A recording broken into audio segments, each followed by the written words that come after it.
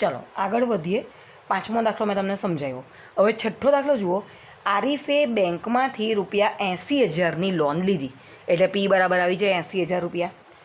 જો વ્યાજનો દર 10% પ્રતિ વર્ષ હોય, આર બરાબર આવી ગયું 10%, તો 1.5 વર્ષ પછી 1.1 વર્ષ પછી ચૂકવવાની થતી રકમનો તફાવત નીચે મુજબ શોધો. હવે આની અંદર પણ બે દાખલા આપેલા છે.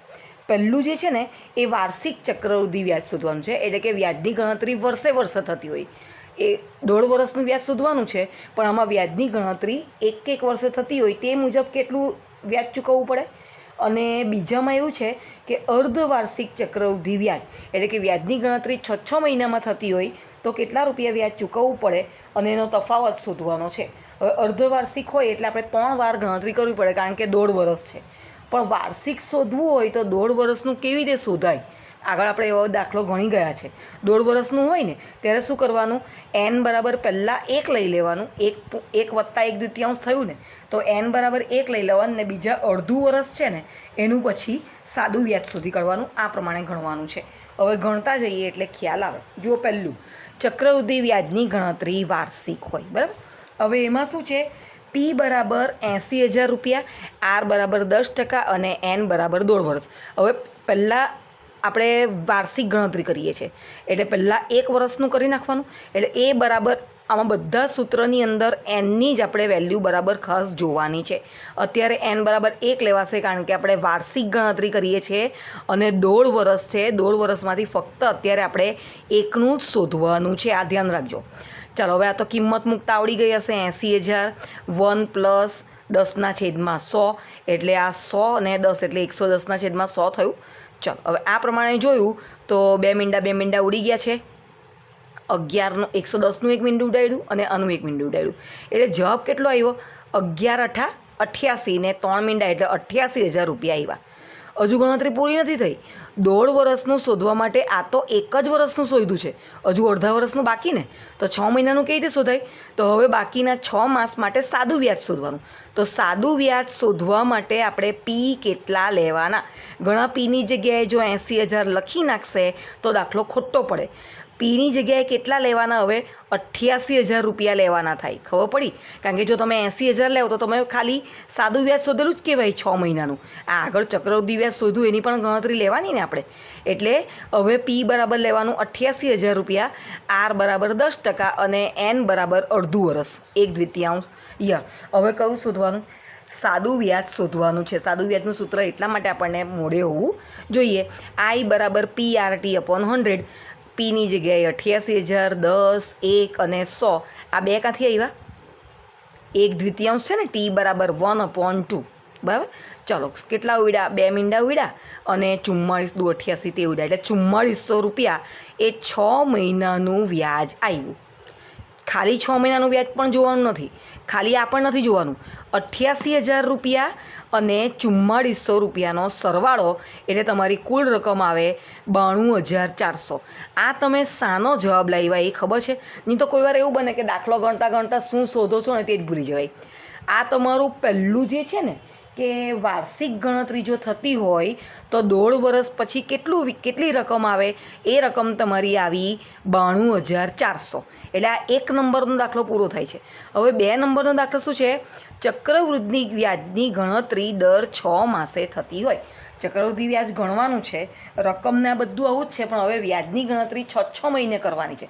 6 મહિને એટલે આપણે 3 વખત કરવું પડે, કારણ કે 1.5 વર્ષ છે. 1.5 વર્ષ એટલે 3 ભાગ પડે. એટલે પી 80,000, આર હવે 10ની જગ્યાએ 5% થઈ જશે, કારણ કે અર્ધવાર્ષિક છે, અને એન 1.5 વર્ષ એટલે એનની ગણતરી 3 વખત કરવાની રહેશે. ચાલો, તો હવે આપણે સિમ્પલ પાછું આ પ્રમાણે ગણતરી કરીએ. 80,000 સૂત્ર તો હવે બધાને ગોખાઈ જ ગયું હશે. A = P1 + R/100 n. 80,000 1 + 5/100 3. હવે 1 + 5/100 એટલે 105/100 થઈ જાય. 80,000 × 105/100 3 વખત લેવાનું છે. 105/100 105/100. જે બધું ઉડાડવું હોય તે ઉડાડવાનું. ઉપર 4 મીંડા છે, નીચે પણ 4 મીંડા છે, એટલે ઉડી ગયા. હજુ 2 મીંડા બાકી છે, પણ ઉડશે હજુ, કારણ કે જો 21 100 એ બધું 5ના ઘડિયામાં આવવાનું એટલે ઉડે. ઉડતા ઉડતા શું બાકી રહી જાય છે? 2, 21, 21 અને 105. આનો તમારે એકદમ વ્યવસ્થિત ગુણાકાર કરવો પડશે. બરાબર? તમારે જે પ્રમાણે કરવું હોય તે 105 ગુણ્યા 2 કરો, 21 ગુણ્યા 2 કરો, 21 ગુણ્યા 21 કરી નાખો, જે કરવું હોય તે. ગુણાકાર તમારો આવે છે 92,610 રૂપિયા. હવે આમાં તો આગળ કંઈ કરવાનું આવતું જ નથી, કારણ કે આમાં અર્ધવાર્ષિક છે ને તમે 3 વખત 3 સમયગાળાનું શોધી કાઢ્યું છે. હવે બંને પદ્ધતિમાં ચૂકવવાની રકમનો તફાવત 92,610 એ અત્યારે આપણે આ શોધ્યું ને અર્ધવાર્ષિક ગણીએ છે તે, અને પેલું કેટલું આવ્યું? 92,400. પેલું એટલે કયું? આ 1 નંબરનો આપણે જવાબ શોધેલો ને, વાર્ષિક ગણતરી કરવાની હતી તે 92,400. બોલો શાની અંદર વધારે ચૂકવવા પડે છે? આ 6 મહિને ગણાય છે ને તેમાં તમારે વધારે ચૂકવવા પડે છે 92,610. કેટલા રૂપિયા વધારે ચૂકવવા પડે છે? 210 રૂપિયા. આમ તમારે પહેલાં મનથી નક્કી કરવાનું કે આપણે આની અંદર કેટલી બધી વસ્તુ શોધવાની છે, અને પછી સ્ટેપ વાઇઝ એને તમે ગણો તો દાખલાનો જવાબ ઇઝીલી આવી જશે. ચાલો હવે 7મો દાખલો જુઓ. એની અંદર પણ વળી 2 દાખલા છે. જોજો, રકમ બોલું છું, તમે ચોપડીમાં ધ્યાન આપજો. મારિયાએ 8,000 રૂપિયા વ્યવસાયમાં રોક્યા. તેને 5% પ્રતિ વર્ષના દરે કેટલું ચક્રવૃદ્ધિ વ્યાજ મળશે તે શોધો. પણ એમાં પાછી શરત છે. પહેલી શરત શું છે? બીજા વર્ષના અંતે તેના નામે કેટલી રકમ જમા થશે, અને ત્રીજા વર્ષનું વ્યાજ પણ શોધો. એણે મૂક્યા છે રૂપિયા 8,000 રૂપિયા 5%ના દરે મૂક્યા છે. પહેલાં તો બીજા વર્ષને અંતે તેના કેટલી રકમ એના ખાતામાં આવે એટલે શું શોધવાનું છે? 2 વર્ષનું શોધવાનું છે. અને ત્રીજા વર્ષનું વ્યાજ તો ઘણા શું કરે? 3 વર્ષનું શોધી કાઢે. 3 વર્ષનું નથી શોધવાનું. બીજામાં શું છે શબ્દ? ત્રીજા વર્ષનું. એટલે ફક્ત ત્રીજા જ વર્ષનું વ્યાજ શોધવાનું છે. પહેલો દાખલો તમને આરામથી મળી જાય. બીજા વર્ષના અંતે એટલે તમારે n બરાબર મુદત કેટલી લેવાની? મુદત બરાબર 2 લેવાનું. હવે આમાં અર્ધવાર્ષિક નથી, વાર્ષિક જ છે, એટલે દાખલો જરાક વધારે ઇઝી થઈ જશે. ચાલો જોવા માંડીએ નોટની અંદર. પી 8,000 રૂપિયા. હમણાં આપણે પહેલો દાખલો ગણીએ છીએ. પી 8,000 રૂપિયા, આર 5% અને એન 2. એટલે આ પ્રમાણે સૂત્ર મૂક્યું. એ બરાબર P1 + R/100 n. 8,000 1 + 5/100 n. 105 થયા. 8,000 ગુણ્યા 105ના છેદમાં 100, 105ના છેદમાં 100. આ બધું ઉડાડતા 21 ચોક 84 ગુણ્યા 105 એટલે આવ્યા 8,820 રૂપિયા. આ તમારો પહેલા દાખલાનો જવાબ આવી ગયો. એણે 8,000 રૂપિયા મૂકેલા ને, પણ 2 વર્ષને અંતે એટલે કે બીજા વર્ષને અંતે તેના નામે 8,820 રૂપિયા હશે. એના ખાતામાં આટલા રૂપિયા હશે. હવે બીજો પ્રશ્ન એ એવો કરે છે કે ત્રીજા વર્ષનું વ્યાજ શોધો. હવે આ ત્રીજા વર્ષનું વ્યાજ કેવી રીતે શોધાય? આવડે તમને મગજમાં કંઈ આઈડિયા? ફક્ત ને ફક્ત ત્રીજા વર્ષનું. આ જે આવ્યું ને તે 2 વર્ષના અંતે છે, એટલે 1 વર્ષ પણ ગણાઈ ગયું, બીજું વર્ષ પણ ગણાઈ ગયું, અને 2 વર્ષને અંતે એના ખાતામાં 8,000ની જગ્યાએ 8,820 થઈ ગયા છે. હવે આપણે શોધવાનું છે ફક્ત ને ફક્ત ત્રીજા વર્ષનું વ્યાજ. ચાલો જુઓ, હું તમને ગણીને બતાવું છું. ત્રીજા વર્ષનું વ્યાજ એટલે તમે છે ને ટોટલ 3 વર્ષનું ગણી કાઢો ને, અને તેમાંથી તમે આગળના 2 વર્ષનું બાદ કરી નાખો તો આવી જાય. વિચાર કરો શું હું બોલી?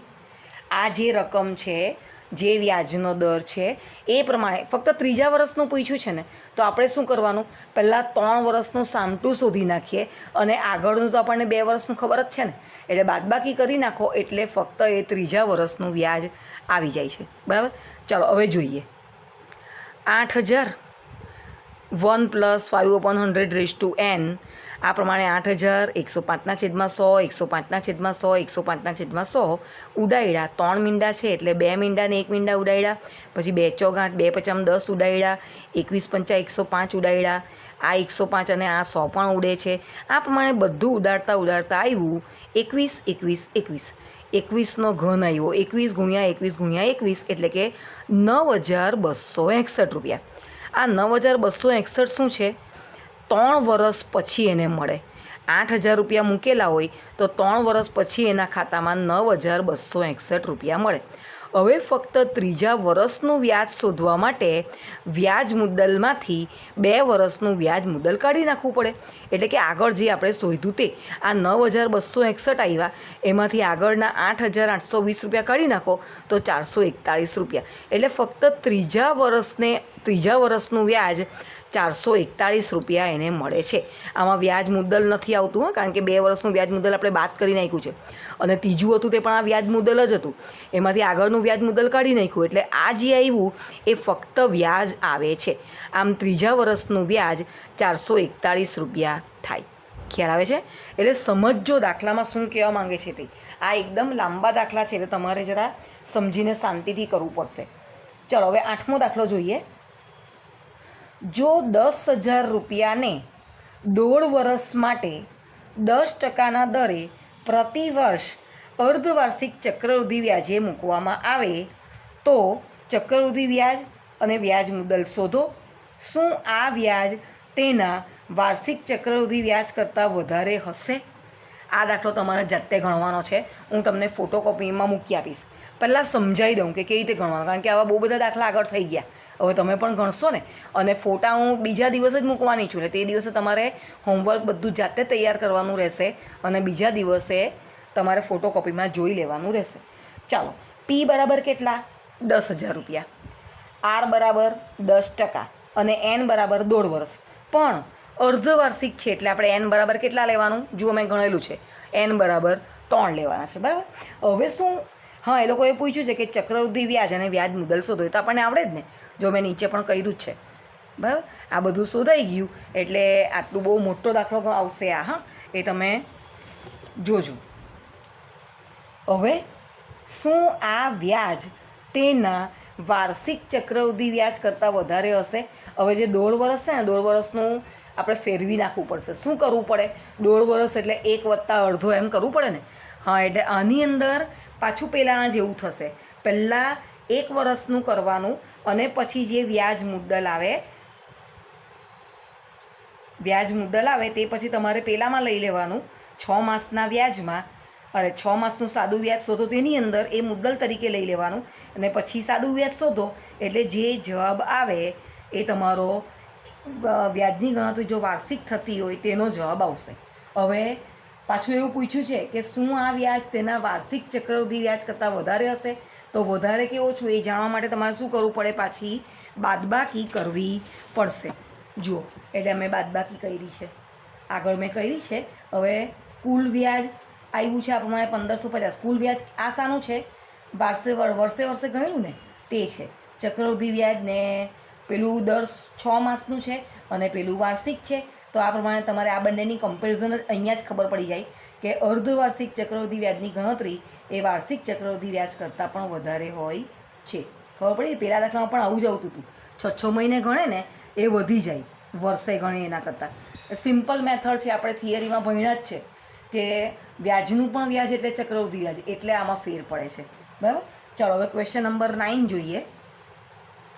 ક્વેશ્ચન નંબર 9માં શું છે? ક્વેશ્ચન નંબર 9માં છે ને તમારે એક રકમ જરા સુધારવી પડશે. 12% વ્યાજનો દર આપ્યો છે, પણ એ 12%ની જગ્યાએ 12.5% લેવા પડશે. 12.1/2% તમારે આમાં 9મા દાખલામાં લેવી પડશે. ચલો જુઓ, 9મો દાખલો. જો રામ 4,096 રૂપિયા 12.5 પ્રતિ વર્ષના દરે વ્યાજે આપે તો 18 મહિનાના અંતે કુલ કેટલી રકમ મળશે? આમાં તમારે ફક્ત ને ફક્ત એક જ દાખલો ગણવાનો છે, અર્ધવાર્ષિકવાળો. હવે 18 મહિના એટલે કેટલી વખત વ્યાજની ગણતરી કરવાની? 3 વખત. અને વ્યાજનો દર 12.5% છે, એને આ પ્રમાણે કન્વર્ટ કરી નાખવાનું 25/2, એટલે 25/4%. ખ્યાલ આવે છે?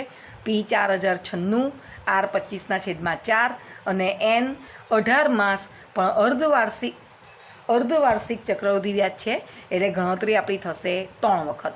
ચાલો, રકમ મૂકી દીધી છે એના સૂત્રમાં. A = P1 + R/100n. 4,096 1 + 25/4 × 100. આ કેવી રીતે આવે? 25/4 × 100 કેવી રીતે આવે? આર કેટલું લેવાનું છે? 25/4. તો એ 4 નીચે આવી જાય ને, બરાબર ને? એટલે 25/4 છેદમાં 400 થઈ જાય, પણ એ પ્રમાણે 25ના છેદમાં 400 નહીં કરવા હોય તો 1ના છેદમાં 16 પણ થાય. તો 1ના છેદમાં 16 કેવી રીતે આવે? 25 ચોક 100 ઉડે ને, 25 એકા 25, 25 ચોક 100 એટલે 1ના છેદમાં 16. 4096 1 વત્તા 1ના છેદમાં 16 એવું 3 વખત લેવાનું છે. તો 16 એકા 16 ને 1 17, 17ના છેદમાં 16, 17ના છેદમાં 16, 17ના છેદમાં 16. અને આ 4096 છે ને એ 16નો ઘન છે. 16 ગુણ્યા 16 ગુણ્યા 16 ગણો તો 4096 આવે. એટલે મેં આ બધું ઉડાડી દીધું છે. હવે તમે 17નો ઘન કરો એટલે જવાબ આવે 4913 રૂપિયા. તો આનો જવાબ આવી ગયો. તેને મુદતના અંતે 4913 રૂપિયા મળે. ખ્યાલ આવે? આ તો તદ્દન ઇઝી છે. હવે 10મા દાખલાથી પદ્ધતિ બદલાઈ છે. 10મો, 11મો અને 12મો. કેમ પદ્ધતિ બદલાઈ છે? કારણ કે આપણે આવા દાખલા એક્ઝામ્પલમાં મેં તમને સમજાવેલા કે ચક્રવૃદ્ધિ વ્યાજનું જે સૂત્ર છે તો તેની ગણતરી, તેનો ઉપયોગ શું ફક્ત પૈસા રૂપિયામાં જ થતો હશે? ના, એવું નથી. વધારો, ઘટાડો, જનસંખ્યા, બેક્ટેરિયાની સંખ્યા, આ બધું જાણવા માટે પણ આપણે એનો ઉપયોગ કરી શકીએ છીએ. તો 10, 11 ને 12મો દાખલો એના પર આધારિત છે. હવે 10મો દાખલો જુઓ. એક સ્થળની જનસંખ્યા વર્ષ 2003માં 5% પ્રતિ વર્ષના દરે વધીને 54,000 થાય છે. વધીને થઈ ગઈ એનો મતલબ કે આ તમારું પી નથી. આ તમને વ્યાજ મુદ્દલ જે એ આપણે શોધીએ છીએ ને, આપણે એની સાથે અત્યારે કમ્પેરિઝન કરીએ એ અને પી ને એવું બધું. એટલે રકમ વાંચવાથી આપણને એટલું ખ્યાલ આવી જાય ને તો તમે શું કરો, 54,000 દેખાયા એટલે એ પી લખી દીધું. એવું નથી. 5% એટલે એ તો આર થઈ જાય. પછી 2003 અને 2001 એ 2 સાલ પછી તમને મુદત મળે. એટલે 54,000 જે છે તે એ છે, કારણ કે રકમ શું છે? 2003માં 5% પ્રતિ વર્ષના દરે વધીને 54,000 થાય છે. તો 2001ની જનસંખ્યા શોધો. હવે 2003માં છે, આપેલી છે, અને 2001ની શોધવાની છે. બરાબર? હવે જુઓ કેવી રીતે ગણાય છે તે. એ પહેલાં બધું લખી દઈએ. 2003ની જનસંખ્યા એટલે 54,000, વધારાનો દર એટલે 5% વધ્યું ને, એટલે 5%, મુદત 2 વર્ષ, કારણ કે 2001 અને 2003 તો એ બંનેમાં કેટલો ફેર પડ્યો? 2 વર્ષનો ફેર પડ્યો ને, એટલે મુદત 2 વર્ષ. એ બરાબર સૂત્ર મુકાઈ ગયું. હવે જો મેં તમને કહ્યું ને કે વધીને આટલી થઈ છે એટલે એની જગ્યાએ તમારે 54,000 મૂકવા પડે. પી નથી આપેલું. જો તમે અહીંયા મૂકી દેશો એટલે આખો દાખલો કેવો પડશે? ખોટો પડશે. એટલે અહીંયા એ બરાબર 54,000 લેવાનું. પી શોધવાનું છે 1 + 5/100n. 54,000 બરાબર પી. આ 105ના છેદમાં 100, 105ના છેદમાં 100 2 વખત લેવાનું છે એટલા માટે. હવે પી શોધવા માટે આ જે વસ્તુ છે ને એને બધાને પેલી બાજુ મૂકી દઈએ. એટલે પી બરાબર 54,000ની સાથે 100 અંશમાં આવી જાય અને 105 105 છેદમાં આવી જાય. બરાબર? હવે આગળ જઈએ તો આ 105 અને 100 ઉડે પાંચે. 20 5 100, 21 5 105, એટલે આ બંનેને એ પ્રમાણે ઉડાડ્યું છે. હવે નીચે 21 ગુણ્યા 21 થઈ જવાના 441, અને ઉપર તો 54,000 ગુણ્યા 20 ગુણ્યા 20. ગુણાકાર ઇઝી પડશે કારણ કે 0 વધારે છે. 3 ને 2 5 0 છે. 3 ને 2 5 અને 2 ગુણ્યા 2 એટલે 4 ને 54 ગુણ્યા 4 એટલે 216. તો આનો પછી તમારે 441ની સાથે પાછો ભાગાકાર કરવો પડશે. અને ભાગાકાર બહુ આગળ મેં તમને કહેલું છે દાખલામાં કે પોઈન્ટ પછીના ડિઝિટમાં થોડું ઘણું એકાદ ડિઝિટ આમ તેમ હશે તો ચાલશે. આગળનો પૂર્ણાંક ભાગ એકદમ પરફેક્ટ આવવો જોઈએ. તો જવાબમાં શું આવે છે? 48,979.5918. આપણે આટલું બધું ડિઝિટ નહીં જવા દેવાનું. 2 ડિઝિટ એટલે 0.59, અને તે પણ આશરે. બરાબર? હવે આશરે જ, કારણ કે હજુ બહુ આગળ લાંબુ જાય છે ને, આપણે અહીંયા અટકાવી દીધું છે એટલે આશરે. પણ મેં તમને કહ્યું કે જનસંખ્યા વ્યક્તિઓની સંખ્યા છે એટલે પોઈન્ટમાં જવાબ આવે નહીં. 0.59 છે, 50 કરતાં વધી ગયું એટલે આપણે આની અંદર 1 ઉમેરી દેવાનું. 79 છે, એમાં 1 ઉમેરો એટલે 80 થઈ ગયા. એટલે 48,980. આમ વર્ષ 2001માં જનસંખ્યા આશરે 48,980 હશે. જોયું? વર્ષ 2001માં કેટલી? 48,980. પછી છે ને એ 5%ના દરે વધીને તો 2003માં 54,000 થઈ ગઈ. હવે ખબર પડે છે દાખલાની રકમમાં ને એમાં? 2003માં 54,000 થઈ તે 2001માં કેટલી હતી? 2001માં હતી 48,980. હવે 2005ની જનસંખ્યા પૂછી છે. 2005ની પૂછી છે, એમાં તમારે પી બરાબર 54,000 લેવાનું. 54,000 કયા? આ 54,000 ક્યાંથી આવી? 2003ની જનસંખ્યા રકમમાં આપી છે ને, કે વધીને 2003માં 54,000 થઈ ગયેલી.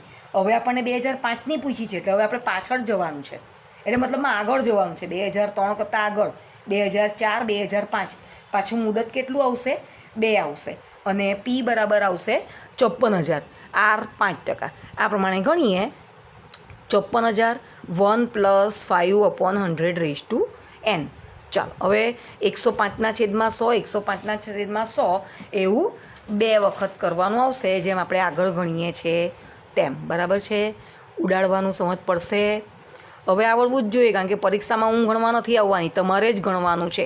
એટલે આ બધી વસ્તુ તમને આવડવી જોઈએ. જુઓ, મેં ઉડાડ્યું છે. 3 મીંડા તો ઉડી ગયા. પછી 54 અને 10 પણ ઉડે, કારણ કે બેકી સંખ્યા છે. તો આ પ્રમાણે ઉડાડતા ઉડાડતા 27 × 21 × 105 આવે, એટલે 59,535. તો વર્ષ 2005માં જનસંખ્યા 59,535 થશે. 3 વર્ષનું આપ્યું છે. 2001નું શોધ્યું, 2003નું આપેલું છે, અને આપણે પાછું 2005નું શોધ્યું. ખ્યાલ આવે છે આવા દાખલામાં? એટલે આ તમારા ચક્રવૃદ્ધિ વ્યાજનું જે સૂત્ર છે એની ઉપયોગિતા આમાં આવી ગઈ. ચલો હવે 11 નંબરનો દાખલો જુઓ. એક પ્રયોગમાં બેક્ટેરિયાની સંખ્યા પ્રતિ કલાકે 2.5%ના દરે વધતી હતી. 2.5%ના દરે વધતી હતી. બેક્ટેરિયાની સંખ્યા કલાકે વધે, અને તે પણ અઢી ગણી વધે. 2.5%ના દરે વધે. જો પહેલાં બેક્ટેરિયાની સંખ્યા 5,06,000 હોય, તો 2 કલાક પછી એની સંખ્યા કેટલી થઈ જાય તે હવે આપણે દાખલામાં જોઈએ. આપણે બેક્ટેરિયાને બધું સાંભળતા હોઈએ ને, ત્યારે આપણને થાય કે કેટલું બધું વધતું હશે. તો દાખલો ગણીને જોઈએ ને, આટલા ઝડપથી એ બધી બેક્ટેરિયાની સંખ્યા વધતી હોય છે. જુઓ, પી 5,06,000, આર 2.5%, અને 2 કલાક, અને વધે છે એટલે પ્લસમાં આવશે. 1 + r/100n 5,06,000. હવે 25ના છેદમાં 10 થાય ને, આ 2.5 એટલે 25ના છેદમાં 10 ગુણ્યા 100. આ પ્રમાણે 25 ચોક 100 ઉડાડી દીધું છે, અને 40 ને 41 થઈ જશે. 10 ચોક 40 થયા, 40 અહીંયા આવે, 40 ને 41. 5,06,000 ગુણ્યા 41ના છેદમાં 40 ગુણ્યા 41ના છેદમાં 40. બરાબર? હવે જુઓ, 2 મીંડા ઉડ્યા. પછી બેકી સંખ્યા છે ને, એટલે 4 વડે ઉડે જ પાછું. જોયું ને? 1265 ઉડાયું. હવે 1265 ગુણ્યા 41 ગુણ્યા 41 કરવાનું, અને એના ભાગ્યા 4 કરવાના. મેં ગણ્યા છે 21264665 / 4. બરાબર? હવે એનો જવાબ આવ્યો 531616.25. ખ્યાલ આવે છે? એટલે 5,31,616 આશરે લખી દેવાનું. પોઈન્ટ પછી આવે ને એટલે. આમ બેક્ટેરિયા કઈ ઝડપે વધે છે તો તમે જોઈ લો. 2 કલાક પછી બેક્ટેરિયાની સંખ્યા 5,31,616 થઈ જવાની છે. એનો વધવાનો દર કયો છે? 2.5%નો છે. બરાબર? ચાલો હવે આનો છેલ્લો દાખલો જોઈ લઈએ. એક સ્કૂટર 42,000 રૂપિયામાં ખરીદવામાં આવ્યું. એટલે પી મળી ગઈ 42,000 રૂપિયા. તેની કિંમતમાં 8%ના દરે પ્રતિ વર્ષનો ઘટાડો આવ્યો. હવે આ ઘટાડો છે એટલે શું કરવું પડશે? આપણે માઇનસ કરવું પડશે. તો 1 વર્ષના અંતે તેની કિંમત શોધો. અત્યારે 42,000 હતી ને, એટલે આપણે પી બરાબર તો 42,000 લઈ જ લઈએ. પી બરાબર 42,000, આર બરાબર 8%, અને એન બરાબર 1 વર્ષ. હવે ઘટાડો છે એટલે -8. સૂત્રમાં માઇનસ આવશે. 42,000 1 - 8/100 કારણ કે 1 વર્ષ પહેલાં 1 વર્ષનું જ છે ને, એટલે એન બરાબર 1. ઇઝી છે. જુઓ, આગળ બધું લાંબુ કર્યું એના કરતાં આ દાખલો ઇઝી થઈ જશે. 420 ગુણ્યા 92 એટલે આવ્યા 38,640. તો 1 વર્ષને અંતે સ્કૂટરની કિંમત હવે કેટલી થઈ ગઈ? 38,640 રૂપિયા થઈ ગઈ. કારણ કે 8%નો ઘટાડો આવી ગયો ને, એટલે પહેલાં કિંમત 42,000 રૂપિયા હતી, પણ 8%નો ઘટાડો થઈ ગયો, એટલે હવે એની કિંમત 38,640 રૂપિયા થઈ ગઈ છે. બરાબર છે? હવે આ ચેપ્ટર અહીંયા તમારું પૂરું થાય છે. મેં તમને એક દાખલો ગણવા માટે આપ્યો છે. જો નહીં સમજ પડે તો વાંધો નહીં, ફોટોકોપીમાં જોઈને ગણી નાખજો. બરાબર છે. હવે આવતીકાલથી હું તમને 9મું ચેપ્ટર શરૂ કરવાની છું. 9મું ચેપ્ટર શરૂ કરતાં પહેલાં હું એક બહારનો વિડીયો પણ જો મળશે તો મૂકીશ, તે જોઈ લેજો એટલે તમને વધારે ખ્યાલ આવશે. એટલે આ બધું જ દાખલા ઘણા બધા છે, બહુ બધું લખવાનું છે, એટલે નોટ કમ્પ્લીટ રાખજો. હવે જ્યારે સ્કૂલ ચાલુ થશે, હજુ તમે લોકોએ મને કોઈએ પણ ફોટા મૂકીને હોમવર્ક આપ્યું નથી. એ બધાનું જ્યારે સ્કૂલ ચાલુ થશે ત્યારે આવી બનવાનું છે, કારણ કે ત્યારે બધું એક સામટું લેસન મને બતાવવું પડશે. બરાબર? ચાલો, એટલે ફટાફટ કામ કરવા માંડો. Okay, by.